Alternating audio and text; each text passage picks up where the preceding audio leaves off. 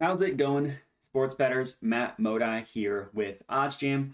In this video, just giving you some NFL player props to lock in for wildcard weekend, specifically for Sunday's slate. So I have a video already out for Saturday's games. So if you want to lock in those player props, you can. Got some player props as well as anytime touchdown scorer bets in that video. Going to do the same in this video as well. So I will be using the OddsJam Positive EV page as well as the OddsJam screen to find these player prop bets. Strategy is a little bit different on each one. In both cases, you're just looking for value. So we can get right into it. So positive expected value betting is betting with an edge over the sportsbook. An unfortunate reality of sports betting is that sportsbooks generally have the edge over you, right? It's how they make their money. They charge a juice, they charge a vig to the odds. They try to get as close to 50-50 payout on each side. They make the difference. So getting the edge back over the sportsbooks is necessary if you want to be profitable. There are ways you can do that. Like if you're really technically sound and really good with data and you can make your own model and do it better than the sportsbooks, that's an option. That's incredibly difficult. Now there's some people who can do it. It's very difficult.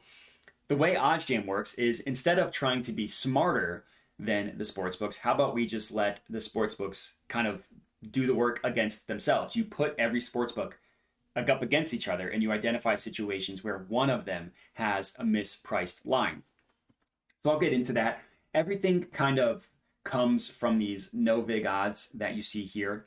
So the screen that you see here, it's odds. So the play, let me say that. The play is Daniel Jones over 1.5 passing touchdowns. He's going to throw for 2 or more passing touchdowns. It's at plus 120 odds at PointsBet. So the screen here pulls up odds from every major sports book and where they price this play, the Daniel Jones over 1.5 passing touchdowns.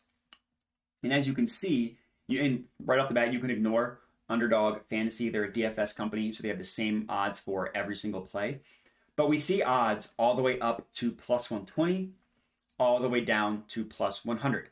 Pretty wide gap between literally the same exact play. It's a $20 difference per $100, depending what sportsbook you're betting it, for the same exact play. So with that knowledge that there's going to be a gap between sportsbooks, one of them has to be incorrect in what they're pricing the odds at. One of them has to have an incorrect valuation of the market for this play.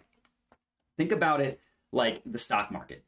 If one exchange has them at 300, Apple stock at $300 a share, another one has them at $200 a share, both of those numbers cannot be an accurate reflection, an accurate representation of what Apple stock should be priced at, right? It's the same thing with sports betting. With odds, this is different. One has to be right, one has to be wrong. And with that knowledge that one's right and one's wrong, there are some sportsbooks that are consistently right more than others, consistently sharper than the rest of the sportsbooks, right? The best of the best. Just like you have reputable stock sources where you say, okay, the NASDAQ, whatever, has it priced this way. I'm going to trust that over some random exchange. It's the same thing with sports betting. Some are better than others. So what OddsJam did, and this is why it's such a powerful tool, was they back tested thousands and thousands of betting opportunities to determine who's the sharpest, to figure out, okay, who is consistently the sharpest sportsbook when it comes to pricing odds. Once you kind of have that information, you can then, as I mentioned at the very beginning, use the sportsbooks against each other in that way. So the sharpest sportsbooks in the world price this play at basically plus 116, just below plus 116. So when I say OddsJam pulls lines from the sharpest sportsbooks in the world, they use a weighted average and feed all those sportsbooks odds into these no vig odds here. So you can view this as a true line of what a market should be priced at. They're pricing it at plus 116. PointsBet is giving it to us at plus 120. That's a profitable bet, right? That's kind of how the whole thing works. So to think about it basically from like a holistic landscape, these X amount of sportsbooks are consistently the best at pricing odds. So we're going to find out who those sharp sportsbooks are, remove the vig to make sure we're getting the true line, and then pull odds from all major sportsbooks for current betting opportunities and try to find more favorable odds, meaning higher payout, than the OddsJam perfect line, than the sharpest sportsbooks in the world. You do that more often than not, you consistently get better odds than the sharpest sportsbooks in the world, and you will be profitable. And that's exactly how positive expected value betting works. That's play number one. Daniel Jones over 1.5 passing touchdowns. Play number two. Devin Singletary under 46.5 rushing yards. So this play is at minus 110 odds at Bet365. And I will say about Bet365, they're, I believe, becoming more legal in more and more states. So they just signed an agreement to become legal in a bunch of different states. I just saw that today when I'm recording this. So I would check your state and see if Bet365 is now legal in your state. Anyways, they price it at minus 110. OddsJam perfect line is at minus 111. And then what you want to do is compare your bet with the rest of the betting market. So again, we'll ignore underdog. Look at every major sportsbook. BetMGM is the closest at minus 110, 10 cents lower. For playoff games, markets are going to be pretty tight. Lines are going to be pretty efficient. So any edge you can get is going to be valuable. Then BetOnline, pretty sharp sportsbook, used as one of the sharpest, prices this at minus 123. Pinnacle has it as the sharpest sportsbook in the world at minus 135. We're getting a pretty good price here at minus 110 compared to every other sportsbook. And when you're betting on an outlier, that's a way of betting on a profitable betting opportunity. So not every single play that pulls up on the positive EV page is going to be a hit. What you want to do is exactly what I've been doing. Click into the plays, look at where every sportsbook is pricing odds for this play, and make sure that the bet you're placing is an outlier across every other sportsbook. If it is, that means that's a good play. So here are two player props that I recommend locking in. Daniel Jones over 1.5 passing touchdowns and Devin Singletary under 46.5 rushing yards. These two are pulled from the positive EV page. Next up, I am pulling lines from the anytime touchdown score market using the OddsJam screen. So I'm just scrolling down to Sunday's games. So the way the OddsJam screen works, you pick a sport league, you pick a market, and it pulls up where every sportsbook is pricing odds for that market. And what you're trying to do here with the OddsJam screen is compare odds from, compare odds across every single sportsbook and look for discrepancies. Look for sportsbooks that have mispriced odds.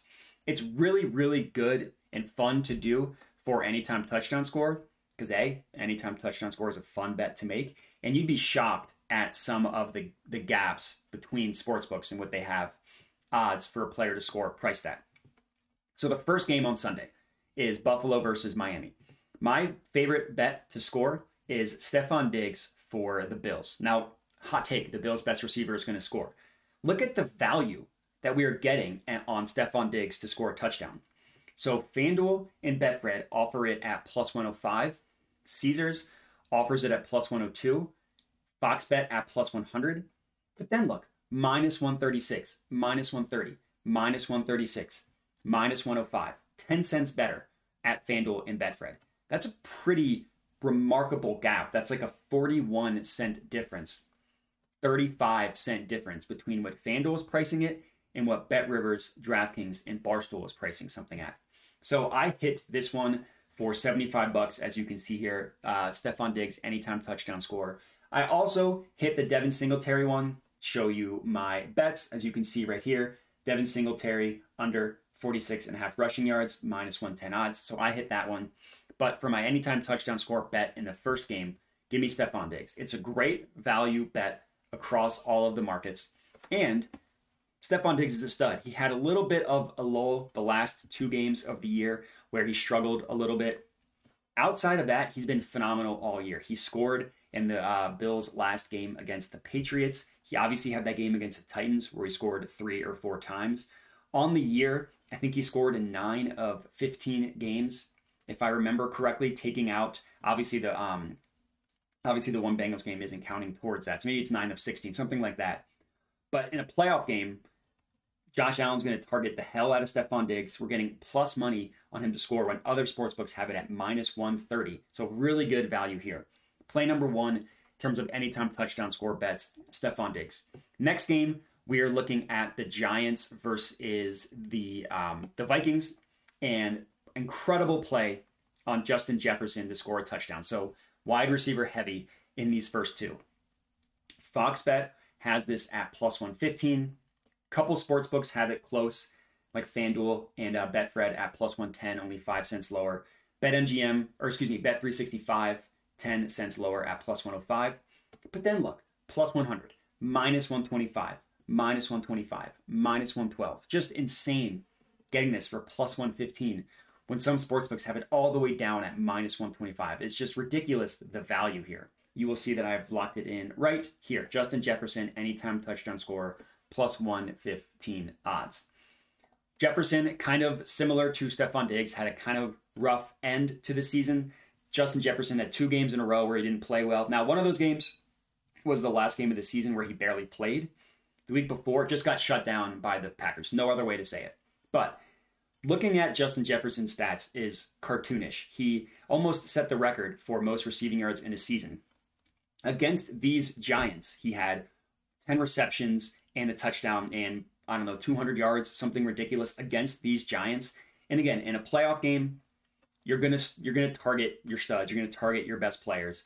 The Giants have no answer in the secondary for Justin Jefferson. No team has an answer for Justin Jefferson. The Giants love to send blitzes. Kirk Cousins' hot read is always going to be Jefferson. So we're getting a really, really good value on him to score at plus 115 odds.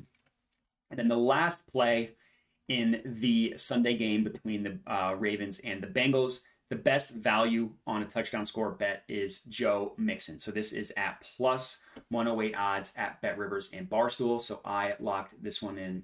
As you can see, let me log back in real quick. As you can see right here, Joe Mixon, yes, touchdown score, plus 108 odds. Again, I put $75 on this one, which is a 3/4 of a unit for me.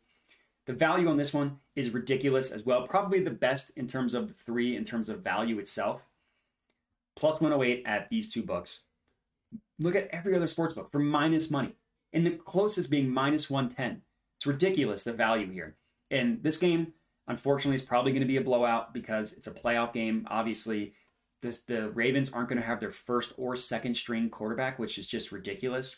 So the Bengals will probably get to an early lead. They'll probably get to a big lead, and then they're just going to run the ball a ton, giving Mixon ample opportunities to score. Mixon obviously had that blow-up game where he scored 5 times. Even outside of that, had a pretty good year. Disappointing in terms of touchdowns, especially at the beginning of the year. Was better towards the end. So Joe Mixon as our best bet for anytime touchdown score in Ravens versus Bengals. And that's going to be it. So 5 player props for you guys to lock in for Sunday's slate.